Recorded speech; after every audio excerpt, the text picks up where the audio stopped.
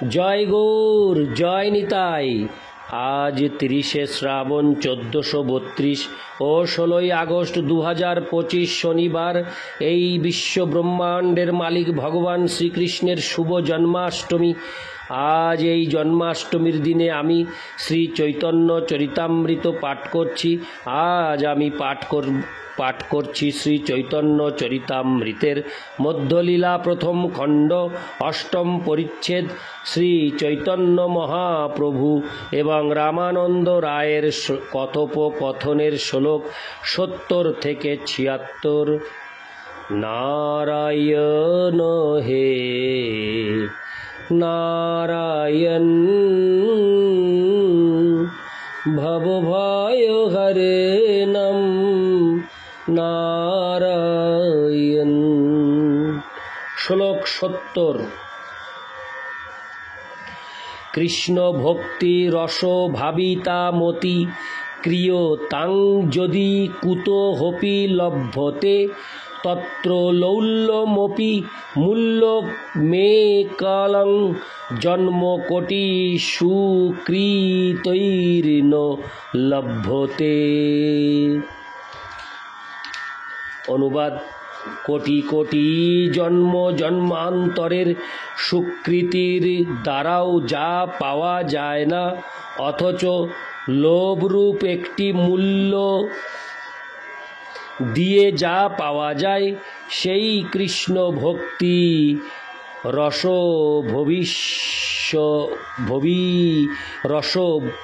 ভাবিতামতি। যেখানেই পাও অবিলম্বে তা ক্রয় করে নাও। সেই কৃষ্ণ ভক্তি রসভাবিতামতি, যেখানেই পাও অবিলম্বে তা ক্রয় করে নাও। তাৎপর্য: পূর্ববর্তী শ্লোক দুটি শ্রীল রূপ গোস্বামীর পদ্মাবলীতে 13-14 অন্তর্ভুক্ত হয়েছে। প্রথম শ্লোকটি শ্রদ্ধামূলক বৈধী ভক্তির সূচনা করছে, দ্বিতীয়টি লোভমূলক রাগানুগা ভক্তির সূচনা করছে। এরপর এই রাগানুগা ভক্তি অবলম্বন করে রামানন্দ রায়ের কথিত বচনগুলি ব্যবহৃত হবে, অর্থাৎ এখন থেকে তিনি রাগ ভক্তি সিদ্ধান্ত অবলম্বন করছেন এবং বৈধী ভক্তির কথা পরিত্যাগ করলেন। রাগানুগা ভক্তির উদয়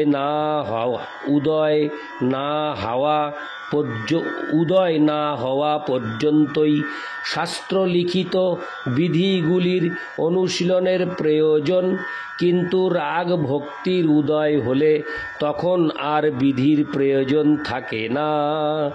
তার একটি দৃষ্টান্ত হচ্ছে সাগরের দিকে নদীর প্রবাহ। এই গতি কেউ বাধা দিতে পারে না। তেমনি হৃদয়ে শুদ্ধ কৃষ্ণ ভাবনামৃতের যখন বিকাশ হয়, তখন তা স্বতঃস্ফূর্তভাবে শ্রীকৃষ্ণের শ্রীপাদ পদ্মের দিকে ধাবিত হয় এবং কোনো কিছু আর তাকে বাধা দিতে পারে না। এখন থেকে রামানন্দ রায় যা কিছু বলবেন তা এই রাগ ভক্তি ভিত্তিক। শ্রী চৈতন্য মহাপ্রভুও তাতে সম্মত হবেন এবং তিনি এই বিষয়ে তাকে গভীর থেকে গভীরতর তত্ত্ব প্রকাশ করতে বলবেন। ইতি শ্লোক 70। শ্লোক 71। প্রভু কহে এহ হয় আগে কহ আর, রায় কহে দাস্য প্রেম সর্বসাধ্য সার। শ্লোকার্থ: এই পর্যন্ত শুনে শ্রী চৈতন্য মহাপ্রভু বললেন, তাতে কি, কিন্তু তারপরেও যা আছে তা বলো। তার উত্তরে রামানন্দ রায় বললেন, দাস্য প্রেম ও সর্বসাধ্য সার। তাৎপর্য: স্বতঃস্ফূর্ত ভগবৎ প্রেমে যখন সেব্য এবং সেবকের মধ্যে অন্তরঙ্গ আসক্তি যুক্ত হয়, তখন তাকে বলা হয় দাস্য প্রেম। এই অন্তরঙ্গ আসক্তিকে বলা হয় মমতা। এই মমতার শুরু হয় দাস্য প্রেম থেকে। এই মমত্ব বোধ না থাকলে ভগবান ও ভক্তের মধ্যে কোনো সম্বন্ধ স্থাপিত হয় না। ভগবানই আমার প্রভু, এইরূপ মনোভাব তাতে যুক্ত হলে সাধারণ প্রেম দাস্য প্রেমে পরিণত হয়। এই দাস্য প্রেম সাধারণ প্রেমে, হরে কৃষ্ণ, সাধারণ প্রেম অপেক্ষা উন্নত। এই দাস্য প্রেম সাধারণ প্রেম অপেক্ষা উন্নত। ইতি শ্লোক ৭১, শ্লোক ৭২।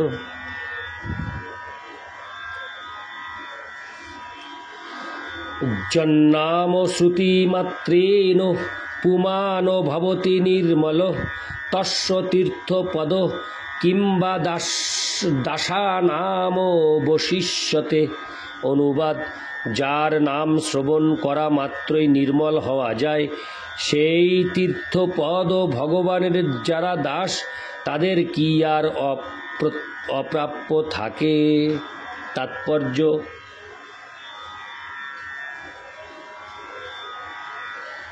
এই শ্লোকটি শ্রীমদ্ ভাগবত ১.৫.১৬ থেকে উদ্ধৃত হয়েছে। এইটি দুর্বাসা মুনির উক্তি। দুর্বাসা মুনি ছিলেন ব্রাহ্মণাভিমানী মহাযোগী। তিনি মহারাজ অম্বরীশের প্রতি দেশভাবযুক্ত ছিলেন। তিনি যখন তার যোগশক্তির প্রভাবে অম্বরীশ মহারাজকে শাস্তি দিতে যান, তখন ভগবানের সুদর্শন চক্র তাকে পীড়ন করতে থাকে। অবশেষে মহাভাগবত অম্বরীশের প্রার্থনার ফলে তা নিবৃত্ত হয়। তা দেখে দুর্বাসার জাতি বুদ্ধি দ্রবীভূত হয় এবং তিনি শুদ্ধ ভক্ত ও ভগবানের এইভাবে স্তুতি করেন। ভগবানের দিব্য নাম শ্রবণ করা মাত্রই জীব নির্মল হয়। সেই তীর্থপদ ও ভগবান তার ভক্তদের প্রভু এবং তার আশ্রিত ভক্তেরা স্বাভাবিকভাবেই তার সমস্ত ঐশ্বর্য প্রাপ্ত হন। ইতি শ্লোক ৭২, শ্লোক ৭৩। ভবন্তমেবানুচরন্নিরন্তর প্রশান্তনি শেষ মনোরথান্তর কদাহ ময়ি কান্তি কনিত কিঙ্কর প্রহর্ষয়িষ্যামি ন নাথ জীবিতম। অনুবাদ: আপনার নিরন্তর সেবার দ্বারা অন্য মনোরথ নিঃশেষিত হয়ে প্রশান্তভাবে আমি কবে আপনার নিত্য কিঙ্কর বলে নিজেকে জেনে আপনার দাসত্ব স্বীকার করে আনন্দে উৎফুল্ল হব। তাৎপর্য: এই শ্লোকটি মহাভাগবত যামুনাচার্যের স্তোত্ররত্ন ৪৩ থেকে উদ্ধৃত হয়েছে। ইতি শ্লোক ৭৩, শ্লোক ৭৪। প্রভু কহে এহ হয় কিছু আগে আর, রায় কহে সখ্য প্রেম সর্বসাধ্যসার। শ্লোকার্থ: এই কথা শুনে শ্রী চৈতন্য মহাপ্রভু বললেন, আর কিছু আগে যেতে পারলে সর্বসার মিলবে। রামানন্দ রায় তবে উত্তরে বললেন, শ্রীকৃষ্ণে সখ্য প্রেমই সর্বসাধ্যসার। তাৎপর্য: দাস্য প্রেমে মমতা থাকলেও তাতে ভগবান প্রভু এই ভাবের ফলে একটি ভয় ও প্রেম সহজে উদিত হয়। সেই ভয় ও সম্ভ্রম পরিত্যাগ করে বিশ্বম্ভ অর্থাৎ একান্ত বিশ্বাস কে বরণ করতে পারলে সেই প্রেমে সখ্য প্রেম হয়। এই প্রেমে কৃষ্ণে এবং তার সখাদের মধ্যে সমতা ভাব উদিত হয়। ইতি শ্লোক ৭৬। শ্লোক ৭৭।